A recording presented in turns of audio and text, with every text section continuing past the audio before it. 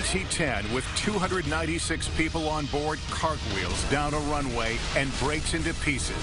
I felt like the plane was corkscrewing down the runway. Mayday, the engines are flaming out, we're going down.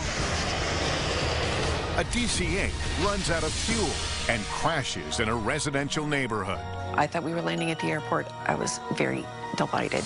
And then the delight turned to fear. You didn't land? Negative. My God. Weather problems wreak havoc in the air. A 747 caught in a torrential downpour violently slams into a hill. Initial contact to finally stopping was about 17 seconds. And I've got to say that's the longest 17 seconds of my life. In the air, communication can make the difference between life and death. Our dramatic animations take you inside catastrophic crashes and what caused them. I was asked, is there anything you would do different today than you did that day? And I said, yeah, I'd call in sick.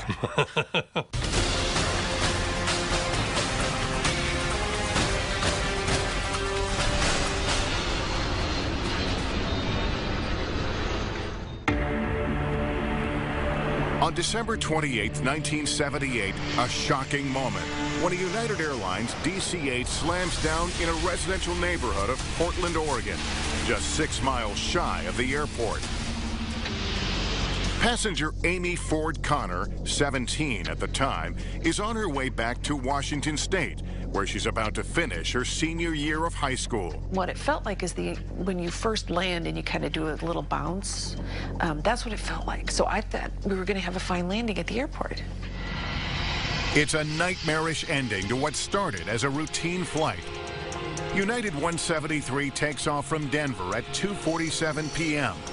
189 people are on board. The first officer is at the controls. It was right after Christmas. The plane was absolutely full. We were all going back to wherever we were going after spending the holidays elsewhere. It was a perfectly ordinary flight until we started making our final approach to the Portland airport. The first time that we realized that something was wrong was when we heard a very loud thunk and the plane jolted. The thunk, heard around 5:10 p.m., is the sound of one side of the plane's landing gear falling into position. The other side and the nose landing gear are extended normally. The force causes the plane to vibrate and yaw, or pull to the right. A light in the cockpit to indicate the landing gear is down and locked does not illuminate. When the landing gear extends under normal system operation, it's hydraulic. And so it extends at a given rate, it extends very smoothly. In the case of United 173, what occurred is it fell out, and it fell at a very rapid rate. And one of the other components of the landing gear also broke free, and in so doing, damaged the wiring that closes the switch that lights the light. Captain Malburn McBroom, a veteran pilot with United, doesn't want to land until he's confident the landing gear is locked. That's because if it were to collapse on touchdown, the plane could be badly damaged and its passengers injured. The captain wants time to troubleshoot the problem. The pilot got on the PA and said, we're having a little trouble with the landing gear. We're going to be in the air just a little bit longer. This is a pretty common problem. Don't worry about it. Captain McBroom was a very experienced pilot, had tens of thousands of hours, including over 5,000 hours as a captain on the DC-8 that he was flying that night. So this was Mr. DC-8 expert, and that may have convinced him that if he just studied a little bit more into the manuals and talked to the people in the maintenance center, he was going to figure out whether or not this landing gear was going to collapse. By 5:14 p.m., air traffic control knows United 173 has a problem. Portland Approach Control clears the plane to enter a holding pattern, which it does for the next hour. During that time, the captain maintains close contact with the cabin crew. What he kept asking from the flight attendants was, what was the status? Were they ready? Was the cabin prepared? Was it fully prepared? He was very, very concerned about protecting the passengers, and what he was not hearing was the fact that the two other pilots, the first officer and the flight engineer, were getting increasingly concerned about fuel. The crew members are concerned, but they're not clearly expressing it to the captain. They continue to focus on the landing gear problem. One of the flight crew came back with a flashlight, because it was dark outside, to check the landing gear, to see if he could see out the window, which I don't know if he saw or not, but that was our first clue that something really was wrong. On the DC-8, there are mechanical indicators of the landing gear position. It's a pin that actually came up on the top of the wing that you could see. If the pin is up, the gear is locked. If not, the gear is retracted. So that you have a mechanical indication to either validate or invalidate what the light in the cockpit is telling you about the position of the landing gear. The longer the jet remains in a holding pattern, the more alarmed the first officer and flight engineer are becoming about the fuel situation. At 5:50 p.m., 18 miles south of the airport, one of them speaks up, but still not forcefully. The flight engineer, staring at the fuel gauges, said not enough. That's going to run us very close out here. But in the pre-CRM era, you didn't challenge these authority figures. CRM is Crew Resource Management, the training all major airlines now use to improve communication among flight crews. CRM breaks down the barriers of communication between 2 or 3 crew members in an airplane. It enables pilots to act as a team and come up with a common solution rather than as individuals coming up with an individual solution. Before CRM, the captain was absolutely the one decision maker in the cockpit. You were expected to talk to him only when you had something technical to say. And it was very difficult for junior crew members to confront, particularly a very senior captain. So there was a very strong reluctance to criticize. The first officer and the flight engineer both insinuated and made statements, but they were not direct. They didn't say, "Captain, we are running out of fuel. We have to go to the airport right now." The DC-8 left Denver with nearly 47,000 pounds of fuel. By 5:55 p.m., only 4,000 pounds remain. But the captain still thinks they can make it to the airport. The passengers know nothing about the dire fuel situation. They're concerned about a possible belly landing. The pilot got on the PA again and said, "We're going to be making our landing in 5 minutes. We're making our final approach. When we're 60 seconds away, I'm going to let you know so you can assume your brace positions and be prepared for a belly landing just in case that's what we have." And he never made that 1-minute announcement. 6:03 p.m. Air traffic control wants to know when they'll begin their approach.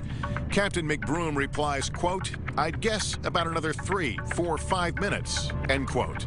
But United 173 doesn't have that much time.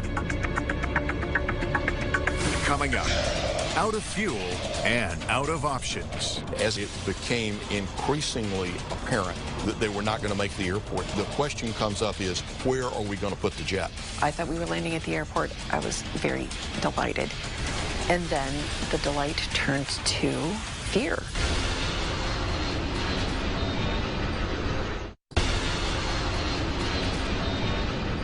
United Flight 173 has been flying in a holding pattern near the Portland, Oregon airport for more than an hour. Captain Malburn McBroom wants time to troubleshoot a possible landing gear problem.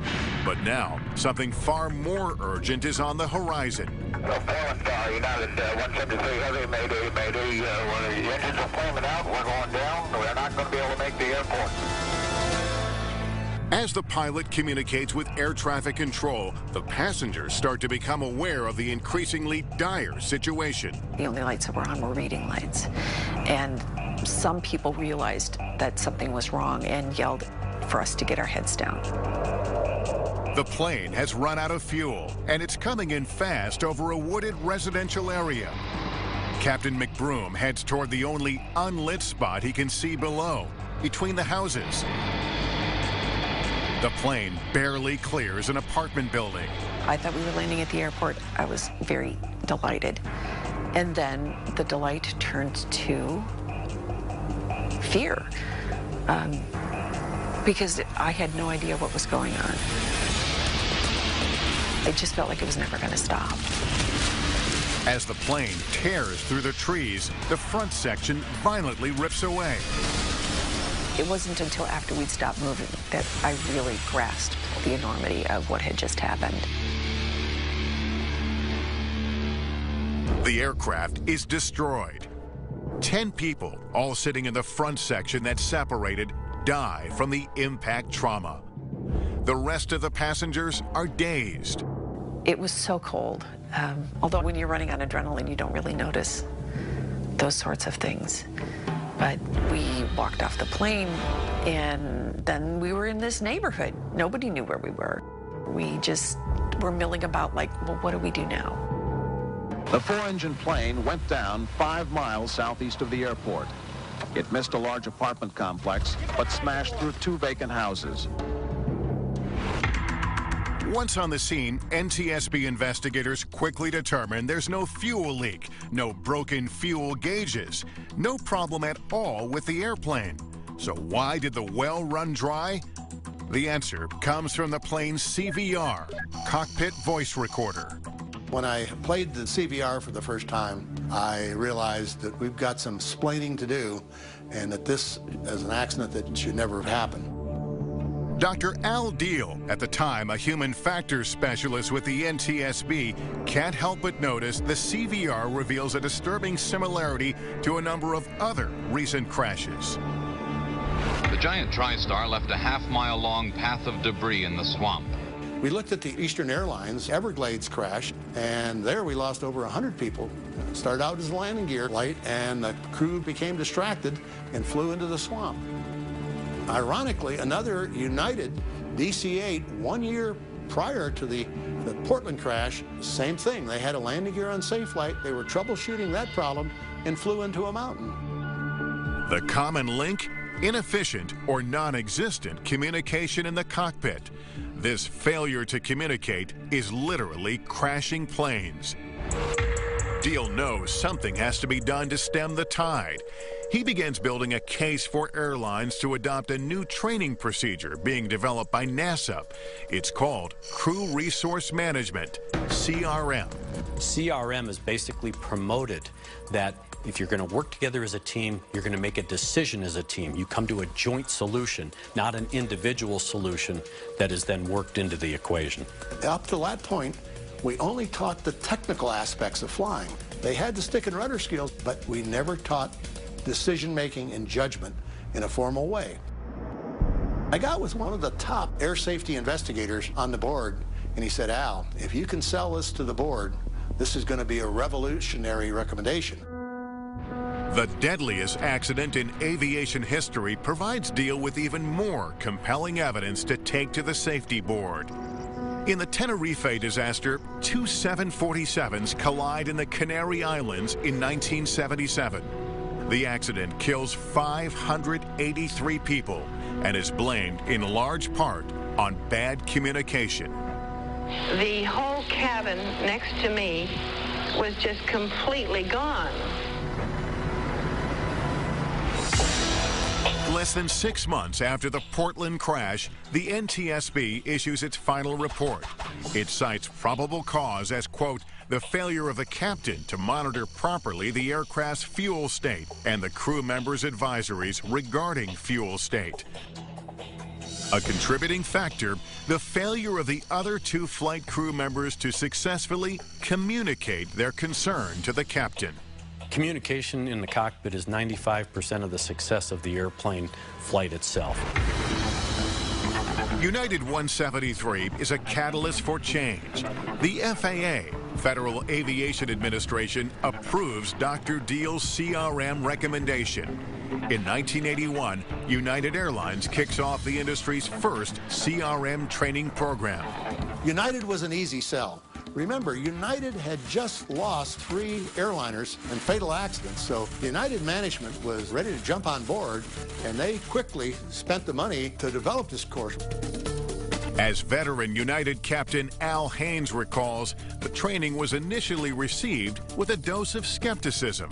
Those captains that needed it didn't want it. They wouldn't really do it. So we thought this is really kind of a waste of time until it began to kind of get into the flow of things. And then we understood what it's all about. Captain Haynes has no way of knowing that just a few years later, Training to improve communication between crew members will help him get through one of the most terrifying situations a pilot could ever face: a catastrophic loss of control of a jumbo jet.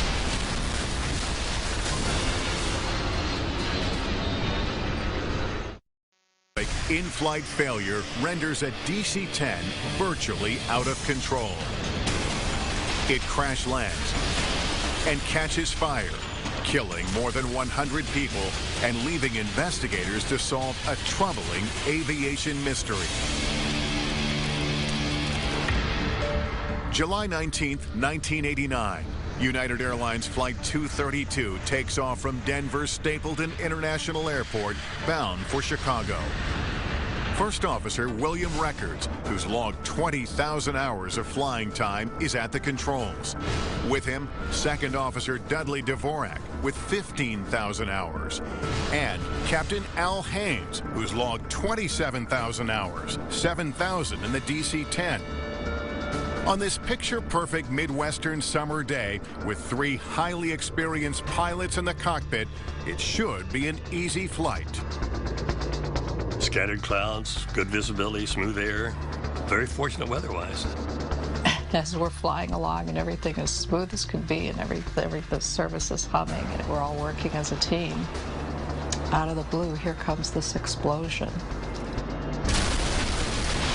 I mean, it was a huge, loud explosion. But passenger Rod Vetter, a seasoned traveler, isn't fazed. My first thought was a bomb went off. Then I realized that it had depressurized, so it wasn't a bomb. Then I realized that it was probably an engine blowing. And my first thought was, okay, good. We got off a little late maybe, and we're going to get right into Chicago right on time, because a DC-10 can certainly fly with 2 engines. The explosion happens at 3:16 p.m., an hour and 7 minutes into the flight. The jumbo jet is at 33,000 feet over Alta, Iowa. After the explosion, the plane begins to vibrate and shudder. Pilots determine the number 2 engine has failed. I began to realize how serious it was when I saw the flight crew come back, and they were trying to look out the windows, the passenger windows, just to observe what was going on with as much as they could with the physical condition of the airplane.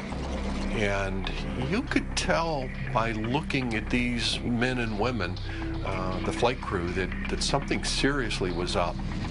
As the crew performs the engine shutdown checklist, First Officer Bill Records, who was flying the plane, realizes they've got a far more serious problem than they thought.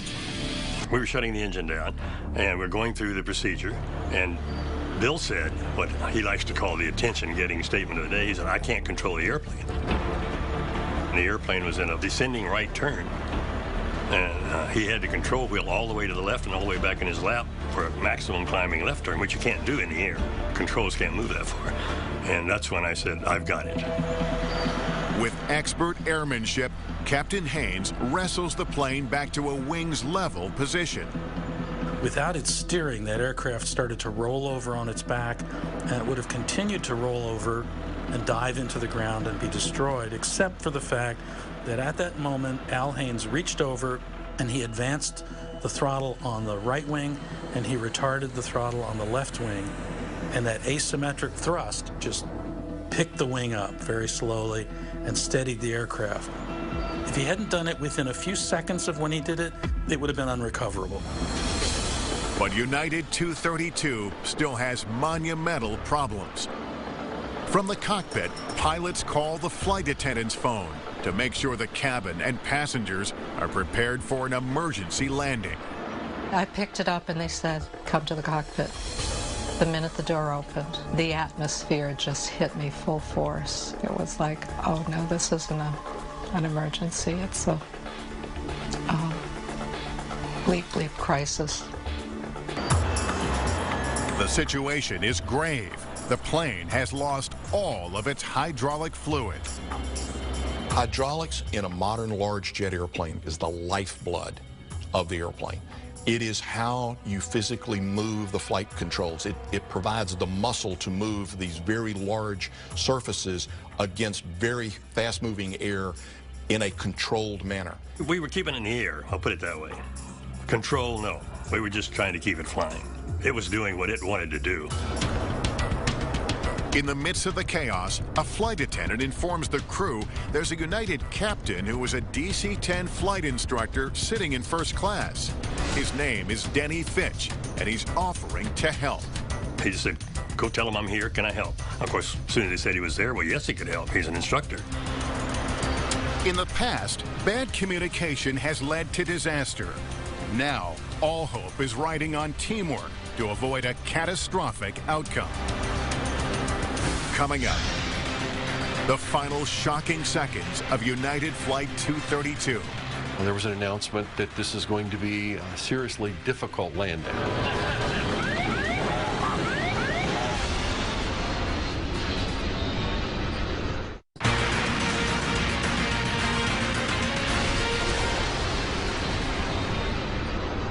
On July 19th, 1989, United Airlines Flight 232 is in deep crisis. After an explosion, the DC-10 loses its tail-mounted #2 engine, along with all of its hydraulic fluid, which operates the landing gear, flaps, slats, brakes, and steering. The only control pilots have is over the throttles, which determine engine speed. By adjusting thrust on one side or the other, the pilots are able to steer the plane. But even under this unimaginable pressure, Captain Al Haynes manages to crack a joke with air traffic controller Kevin Bachman. You're cleared to land on any runway. You want to be particular, make it a runway, huh? United flight instructor Denny Fitch, flying in first class, has offered to help and is now in the cockpit. Captain Haynes' willingness to accept Fitch's offer is crew resource management in action.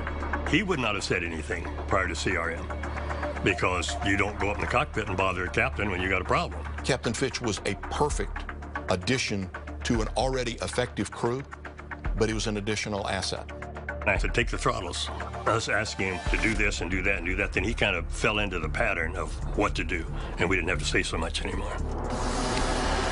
As United 232 approaches the airport, the pilots dump as much fuel as they can. This lightens the plane, which increases their ability to control it. Meantime, in the cabin, senior flight attendant Jan Brown, following FAA protocol, advises parents to place lap children on the floor. Those are kids under 2 years old without paid seats. She's about to announce that passengers should brace for impact when Captain Haynes overrides her on the PA. There was an announcement that this is going to be a seriously difficult landing. He said, I won't kid you, it's going to be rough. Do the best you can. The plane is traveling at 247 miles per hour, 100 miles an hour too fast for a DC-10 to land. Without hydraulic fluid, the controls that would normally slow the plane down don't work. And because they can't be properly configured, the ground proximity warning system doesn't realize the pilots are trying to land. It begins to sound, adding to the chaos in the cockpit. The left wing was coming up, and we wanted the left wing down. So we said left, left, left, left, left. I never thought we'd be fine because we were going too fast, and our rate of descent was too big, and I knew something was going to happen. At exactly 4 p.m., 44 minutes after the problem began, a violent impact. As its right wing hit the ground, the tail snapped off. The entire tail of the plane broke off, just as if it were a toy, and went rocketing down the runway at 250 miles an hour. I heard explosions and loud noises, flashes of light, and that had to be with the plane breaking apart. Al could have kept telling us that it would be rough, but I could never in my wildest dreams have imagined smashing into the earth the way we did. As the jumbo jet careens out of control, it breaks into pieces and fires erupt. It's hard to fathom anyone surviving the flames and the thick black smoke. The nose of the plane, which contains the cockpit, is crushed beyond recognition. The pilots are presumed dead. Incredibly, all 4 are alive, but injured. This photo captures first responders talking to the crew. They don't just start cutting. They've got to size it up, because with all those wire bundles and all of that sheet metal and the very small, compact environment, you could actually inflict greater harm or injury to those occupants trying to rescue them. Of 296 passengers and crew, 112 are killed, including 11 children. One of them is a lap child without a paid seat. They can't be in a car by law without being in a seat. What are they doing in an airplane going over 500 miles an hour? It's Russian roulette. In the wake of the crash, the questions began immediately. How could this plane, with its clean safety record, suffer such a catastrophic failure in flight? Right away, there are some key clues. At the accident scene, a critical component called the fan disc is missing from the number 2 engine. It isn't found until 3 months later in a field 70 miles away in Alta, Iowa.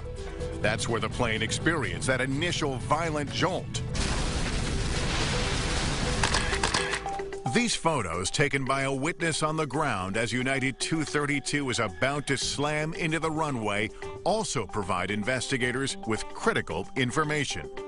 You can see that there are holes in the horizontal stabilizer from the debris as the fan disc had separated from the engine core and created shrapnel, taking large chunks out of the horizontal stabilizer.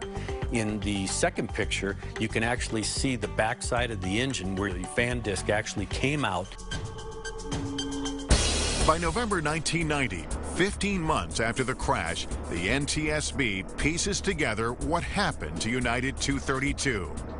Over a farm in Alta, Iowa, the plane's fan disc imploded, with calamitous results for the plane's hydraulics, the lifeblood of the jet. It sent shrapnel going in a multitude of directions, and it just happened that the shrapnel ended up cutting lines to all 3 systems. The statistical likelihood is extremely low, but in the case of 232, it actually happened.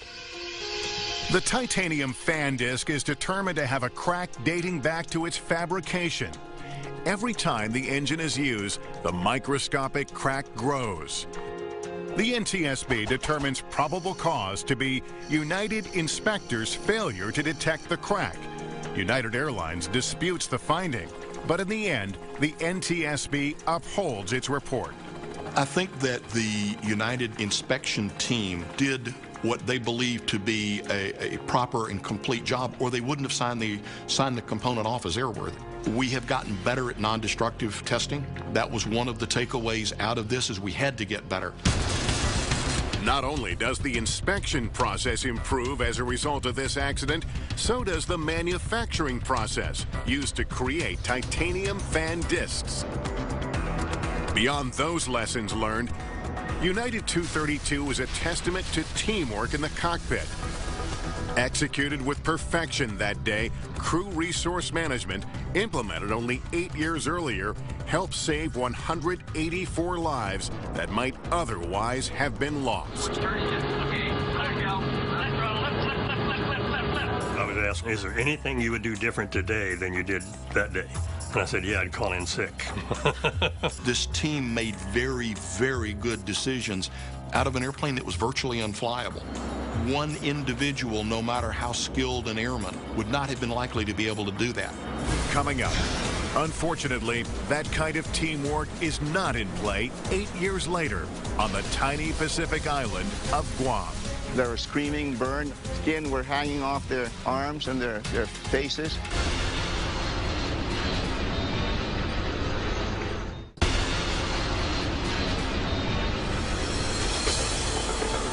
A 747 gets caught in a heavy downpour over the tiny western Pacific island of Guam. Then, just 3 miles from its destination, Korean Air Flight 801 slams into the side of a hill and breaks into pieces. 8 minutes later, 2 air traffic controllers come to the sickening realization the plane has crashed. Did Korean Air come back to you? 801. Korean Air 801 Guam. No. He checked in with me. I cleared him to land. I don't know where he's at. Never did have him in sight. You never saw him? Negative. He didn't land? Negative. My God. One of the 254 people on board is New Zealander Barry Small.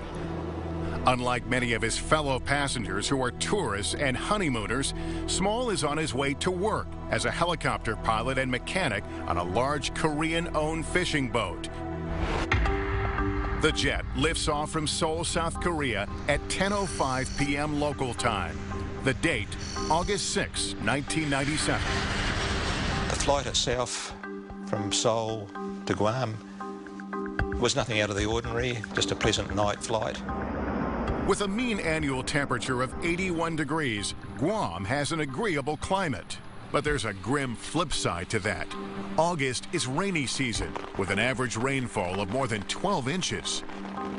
As the 747 approaches the airport, it runs right into a cell of heavy rain moving in from the northeast. But Small, in seat 36K over the right wing, doesn't worry. I could see the lights of Guam out of the right-hand side of the aircraft, and we were descending with the undercarriage down, flaps down. Everything seemed normal to me. I reached down to get my shoes, and as I was about to grab them, there was a great thump, and I thought, oh, we've landed earlier than expected. Initial contact with the ground, myself and the passengers weren't really all that surprised. It was just a firm one, and we're home, yeah. At first, remarkably, Small doesn't even realize they've crashed. But as the 747 careens out of control and starts breaking apart, the horror of the situation becomes clear. The shaking of the aircraft got worse and worse, to the point that you couldn't control your body. We were just like rag dolls being thrashed around in our seats. The plane has slammed into a rugged piece of terrain called Nimitz Hill, just 3 miles short of the destination runway. As it continues on its violent trajectory, the landing gear strikes an oil pipeline, pushing part of it onto the road and spilling 1,000 gallons of oil in the process. They calculated that from initial contact to finally stopping was about 17 seconds. And I've got to say that's the longest 17 seconds of my life. Fire erupts in the cabin. Small is trapped, his right leg broken by the metal crossbar on the bottom of the seat in front of him, a common injury in plane crash victims. Small's left leg is saved because of a bag he's placed under the seat in front of him. He manages to unbuckle his seatbelt and hobble to the rear of the aircraft, where he jumps out, escaping the flames. He drags himself nearly 200 feet away, and just as he turns around for another look, Small says a series of explosions rocked the cabin, with people still trapped inside. There were pieces falling short of us, like bombs, and the screaming got horrendous. Then the flames just increased again, and the screams slowly faded away and never came back.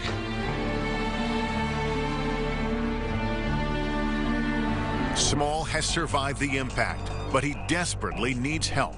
By the time we got about maybe a quarter mile down here, we stopped and we all ran to the crash site to get down to where we can hear the screams and you can see the fire. Carl Gutierrez, governor of Guam at the time, lives just 3 minutes away. He rushes to the rugged site with members of his staff. I ran down and I found Barry Small with his leg, bone sticking out, and gave him a cover also because the rain was like, you know, he was incapacitated that way that he couldn't cover his eyes. By the time rescuers arrive, 52 minutes after the crash, Barry Small is stabilized. But for most of the other passengers on Korean Air Flight 801, it's too late. Coming up, what could lead a highly experienced crew to mistake a hill for a runway? When you have fatigue, it affects your decision-making. You don't really process information. They were suddenly finding things were stacking up, and then suddenly they're much closer to the ground than they expected.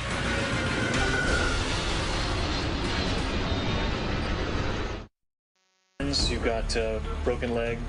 Yeah. Other than that, good as gold. Passenger Barry Small has survived a violent impact of a 747 slamming into Nimitz Hill, 3 miles short of the runway in the U.S. territory of Guam. More than 200 of his fellow passengers are killed. Within hours, the rescue effort becomes an investigation scene. The NTSB has challenges from the outset. We're talking about it take a day and a half to get there. And then once there, it was very rugged, hilly terrain. Getting down to the accident site was hot, humid.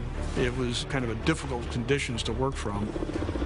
As with virtually all plane crashes, there's no single cause.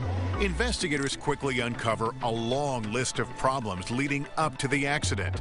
To begin with, a key navigational aid called a glide slope is out of service for a scheduled reconstruction.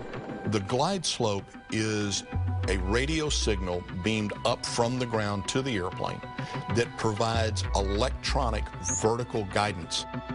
Together with a localizer which provides lateral guidance, pilots align the plane with the runway.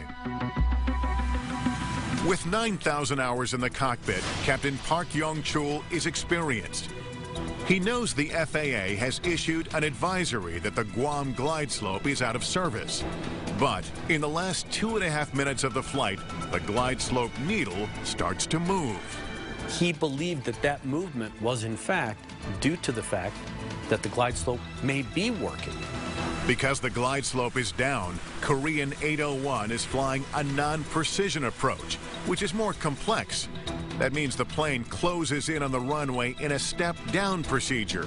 Each step has a predetermined minimum altitude, which planes must stay above. But according to the NTSB, the captain appeared to become preoccupied with the status of the glide slope, allowing the plane to descend prematurely into Nimitz Hill. They misinterpreted how the approach was being configured, and the captain never fully understood that, in my opinion. The safety board also concludes that fatigue played a role in the accident by degrading the captain's performance. In the days prior to the crash, he's flown between 3 continents. He's suffering from bronchitis, and it's the middle of the night. When you have fatigue, it affects your decision-making. You're a bit impaired mentally because the fatigue takes over. You don't really process information. There are even more factors at play. August is a height of rainy season in Guam. The captain might have been counting on a visual approach to the runway, but the jet flies into a downpour, making it difficult to see. So they were suddenly finding things were stacking up. They're not 100% sure where they are on the ground track. They're looking for visual cues that the heavy rain is preventing them from seeing, and then suddenly they're much closer to the ground than they expected. Flight 801's mounting problems are compounded by the crew's failure to communicate. The first officer and the flight engineer make comments that indicate their increasing level of concern, but they're soft comments. The cockpit voice recorder shows that up until 40 seconds before the plane crashes, the captain is still confused over the status of the glide slope, even though the first officer has finally stated it's not usable. The crew complies with the captain's commands, despite their concerns. Probable cause, according to the NTSB, the captain's failure to adequately brief and execute the non-precision approach, and the first officer's and the flight engineer's failure to effectively monitor and cross-check the captain's execution of the approach. One of the findings that we made after listening to the CVR and bringing all the other additional information in as far as their culture and their training program was the influence of the societal culture. The fact that you had junior officers who basically hinted and hoped to the captain, hey, you shouldn't do that, you shouldn't follow the glide slope, but weren't assertive in actually correcting him or even taking command of the airplane away from the captain to prevent an accident. Any one problem might not have been significant, but together, for 228 of 254 people on board this jet, all of those problems are fatal. This is the first time Guam's former governor, Carl Gutierrez, has set foot on Nimitz Hill since the time of the accident. Like many of the survivors he assisted on that tragic night, he hopes for closure on that painful chapter. I just wanted to get there and see if there's still some spirit lingering around in that area, because there was a lot of agony that morning. I mean, really a lot of agony that I haven't been back since, and I haven't been as close as to where we were at today. In the 1980s and 90s, Korean Air has more than a dozen accidents with a death toll. The airline is seen as so problematic, the U.S. Department of Defense prohibits employees from flying on its planes, and Canada threatens to ban Korean Air from flying over its airspace altogether. But then, a major turnaround. Korean Air hires David Greenberg, a retired pilot turned VP from Delta Airlines. He institutes new policies and procedures and completely revamps communication in the cockpit. You have national culture, you have corporate culture, and you have pilot culture. You can't change national culture, but what the corporate culture does to mold and shape the pilot culture is critical.